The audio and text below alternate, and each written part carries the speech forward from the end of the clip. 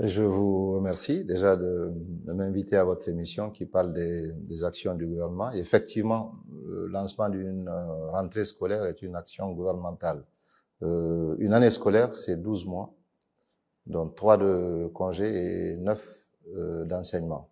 Et c'est pour revenir à cette norme académique que nous commençons à revenir vers la norme de ces 9 mois d'études et de ces 3 mois de vacances.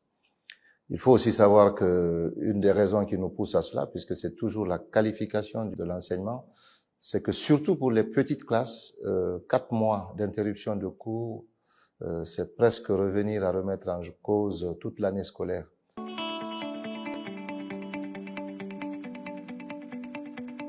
Il y a des missions qui sont confiées au ministère de l'Éducation nationale. Donc, là, par exemple, l'inclusion dans l'éducation, l'accès à une éducation inclusive pour tous les élèves et une qualification, une qualité de l'enseignement dispensé. Donc, en termes de mesures prises pour la rentrée scolaire, il y a d'abord les mesures administratives. C'est déjà en annonçant la date de la rentrée scolaire et en fournissant toutes les directives administratives à nos structures déconcentrées en vue d'accueillir les élèves dans les meilleures conditions. Et dans ce sens, par exemple, tous les intrants pédagogiques sont en train d'arriver dans les différentes structures déconcentrées et nous sommes heureux de savoir qu'il n'y a aucun problème au propos de ces approvisionnements. De l'autre côté, nous essayons aussi de renouveler un peu le personnel enseignant. Vous savez, un personnel qui s'est sédentarisé devient moins performant, moins motivé. Alors, nous essayons de faire des mutations dans les différentes préfectures pour donner de la mobilité aux enseignants et avoir de nouvelles figures pour les élèves. Il faut noter à ce niveau que nous avons sous le bras presque 12 000 nouveaux enseignants. Pour cela, il faut féliciter le gouvernement pour cette volonté manifeste à accompagner cette rentrée scolaire et l'éducation nationale guinéenne. D'autres dispositions aussi qui sont en train d'être prises actuellement, ce sont des fortes actions gouvernementales qui vont dans le sens d'alléger le panier de la ménagère au niveau des populations. Pour cela, on envisage de fournir des kits scolaires aux zones les plus défavorisées et notamment aussi pour les petites classes, donc les CP, les 7e années et éventuellement les 11e années. Donc on essaiera de mettre des kits à leur disposition, des kits qui contiendraient des tenues scolaires, des cahiers, des bics, et ainsi de suite. Mais aussi, on essaiera de faire un petit accompagnement en alimentation et ils recevront une ration sèche en riz ou huile.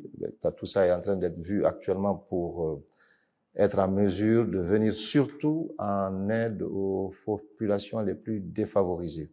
Il y a aussi que nous allons très heureusement pouvoir mettre en marche les cantines. Près de 1600 cantines sont prises en charge par l'UNICEF aux côtés de l'éducation nationale et 400 par l'éducation nationale elle-même. Et nous allons rajouter à cela une 60aine nouvelles de cantines pour faciliter le maintien des enfants dans les concessions scolaires et amener les parents à encore plus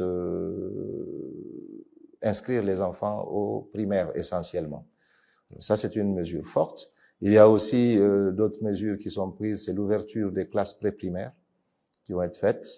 Nous en sommes cette année à près de 400 classes préprimaires qui vont essayer de récupérer des élèves qui n'ont pas eu une première scolarité satisfaisante et donc les réinsérer dans le circuit scolaire.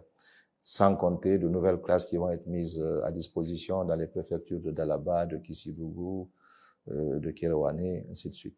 Et nous essayons, par exemple, avec cette rentrée en septembre, toute la semaine, la première semaine de septembre va servir à accueillir les enfants dans un climat de détente, un climat de confiance avec les élèves et non dans un dispositif où on serait tout de suite dans l'enseignement.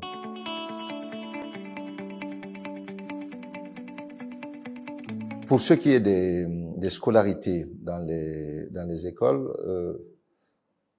il faut bien qu'on assume le système que nous avons en place. On a un système libéral où les parents et les entrepreneurs scolaires ont des raisons de faire tel ou tel choix d'école. La seule réponse que moi je peux donner, c'est de donner des concessions scolaires de qualité et un enseignement de qualité dans ces concessions scolaires qui sont gratuites, publiques, et faire en sorte que les parents aient le choix d'y amener leurs enfants. Pour le moment, chaque parent a le choix d'amener son enfant dans une école. Il revient aussi aux propriétaires d'écoles privées d'offrir le service qui nécessite les coûts qu'ils annoncent. Ça va nécessiter beaucoup de travail de rencontre, d'entretien avec les différentes parties pour arriver au fait que l'école puisse servir pour ce à quoi elle est là, et dans les deux camps, et pour l'entrepreneur et pour les parents d'élèves qui sont dans les écoles.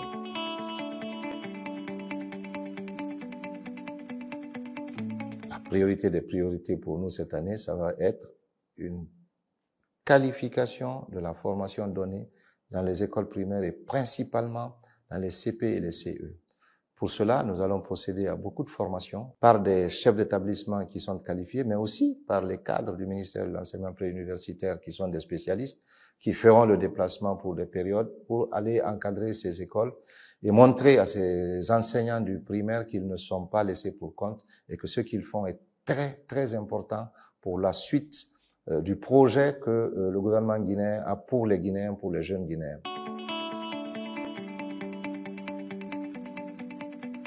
Je voudrais très sincèrement commencer par un message aux autorités au plus haut niveau, notamment au chef de l'État, le général Mamadi Doumbouya et Monsieur le Premier ministre Amadou Riba. Le message, c'est de leur remercier pour déjà tout l'effort qu'ils font pour que le dispositif éducatif soit effectif. Et pas seulement pour le préuniversitaire, mais aussi pour l'enseignement technique comme pour l'enseignement supérieur. Cette volonté qu'ils ont de nous accompagner, nous galvanise et nous fait prendre des initiatives pour qualifier ce système. Nous avons un espace-temps fini qui nous amène à être actifs et productifs le plus. Donc, mon premier message, c'est à eux, qu'ils ne baissent pas les bras, qu'ils ne se découragent pas parce que peut-être ils ne voient pas immédiatement les résultats, mais je sais qu'ils savent que les résultats dans notre domaine sont à moyen et long terme. Et je voudrais vraiment qu'ils continuent de nous accompagner de la même manière qu'ils le font actuellement. Aux encadreurs, c'est encore de dire que les enseignants, nous avons une mission, c'est de former des enfants. Il ne faut pas que nous oublions cela pour d'autres objectifs. Aux parents d'élèves, je demande d'aller sur le terrain très souvent du dialogue avec leur école, d'aider les écoles à se performer. Les parents ne poussent pas l'école à la performance.